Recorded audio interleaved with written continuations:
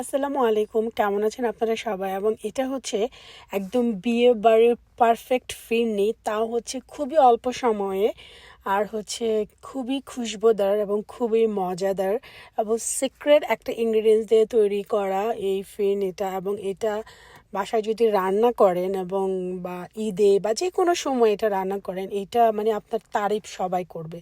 আমি এর জন্য পোলার চাল নিয়ে নিছি, বাংলাদেশের পোলার চাল, লাইক হাফ কাপ এখানে চাল নিছি। তারপর এটাকে পানি দিয়ে কিছুক্ষণ ভিজায় রাখতে হবে। না ভিজায় রাখলে অসুবিধা নেই, আজকে আমি ভিজায় রাখি নাই, এটাকে সাথে সাথে হচ্ছে ধুয়ে নিছি। চেষ্টা করছিলাম যে হাতে দেওয়ার পরে একটু কচলায় নেওয়ার জন্য, বাট এটা হইতেছিল না, কারণ আমি ভিজায় রাখিনি। আর আধা ঘন্টা ভিজায় রাখলে তখন হাতে দিয়ে একটু কচলাইলেই এই চালটা আধা ভাঙ্গা হয়ে যায়। বাট আমি আজকে আর আধা ঘন্টা ভিজায় নেই, সো আমার এটা আর ভাঙ্গেও নাই, কোনো অসুবিধা নেই। আমি সাথে সাথে এটা দিয়ে দিছি এবং এইখানে আমি হচ্ছে প্রায় 2 কেজির মতো দুধ দিব। এই পুরো ফিরনিটাই হচ্ছে দুধের উপরে রান্না হবে, কোনো পানি বা কোনো কিছু না। আমি এখানে প্রায় 2 কেজির মতো দুধ ব্যবহার করছি। আর এটা মানে এক পার মতো হচ্ছে ক্রিম ছিল, লাইক অল্প একটু ক্রিম ছিল। আপনারা ক্রিম ব্যবহার না করে এখানে যে নিডো গুঁড়ো দুধটা সেটা দিতে পারেন। আর এই সিক্রেট যে ইনগ্রেডিয়েন্ট যেটার কথা আমি বলছি প্রথমে, সেটা হচ্ছে জাফরান। এই জাফরানটা আমি এখানে লাইক 2 চিমটির পরিমাণ দিছি, এলাচি দিয়ে দিছি এবং এগুলোকে খুব সুন্দর করে বলক আসা পর্যন্ত সাথে থেকে এগুলোকে নাড়তে হবে, যাতে চালটা হচ্ছে পাতিলার তলাতে না লেগে যায়। কারণ চালটা যদি লেগে যায়, যদি পুড়ে যায়, তাহলে ফিনির মধ্যে একটা পোড়া পোড়া গন্ধ আসে, ফিনিটার কিন্তু আর বিয়ে বাড়ি হবে না। তো এই কারণে আমি সাথে দাঁড়াই থেকে, ফিনি রান্নার টেকনিক হচ্ছে সাথে দাঁড়াই থেকে অনবরত নাড়তে হবে, কিছু করার নেই। তো এটা আমি এলাচগুলোকে ফেলে দিছি, কারণ এলাচের কাজ শেষ, এলাচের যে খুশবু দেওয়ার কথা দুধের মধ্যে সেটা দেওয়া হয়ে গেছে, আমি ফেলে দিছি। তারপরে হুইস্ক দিয়ে এটাকে যখন দেখছি আমার চালটা সেদ্ধ হয়ে গেছে, তখন আমি দুধের সাথে চালটাকে ভালো করে হুইস্ক করে নিছি। নেওয়ার পরে আমি এটার মধ্যে চিনি দিয়ে দিছি। চাল সিদ্ধ হওয়ার আগে কিন্তু চিনি দেওয়া যাবে না, তাহলে কিন্তু চাল আর সেদ্ধ হবে না।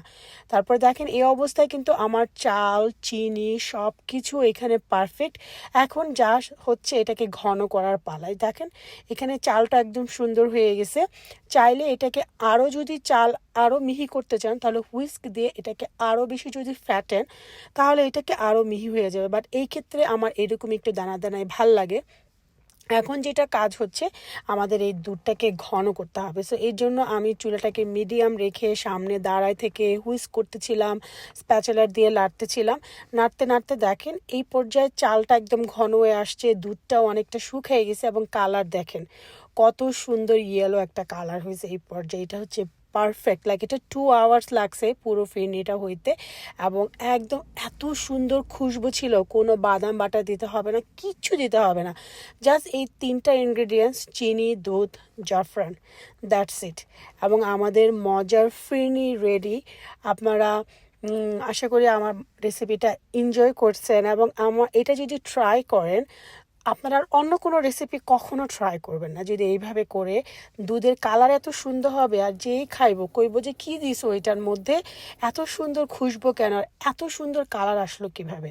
তো আমি হচ্ছে একটা পাতিলের মধ্যে কিছু নিছি আর কিছু হচ্ছে পুডিংয়ের বাটির মধ্যে নিছি, দ্যাটস ইট। কালার দেখেন এবং উপরে দুধের সর পড়ে গেছে, কারণ আমি গরম গরম অবস্থায় হচ্ছে এটাকে সার্ভ করছি। এই তো, এটা ঠান্ডা যখন হবে তত বেশি হচ্ছে এটার মধ্যে সর পড়বে। আপনারা সবাই ভালো থাকবেন, আল্লাহ হাফেজ। ঈদ মোবারক সবাইকে।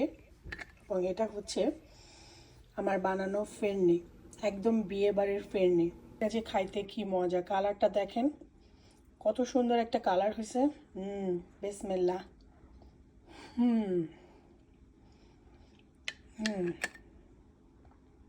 So yummy.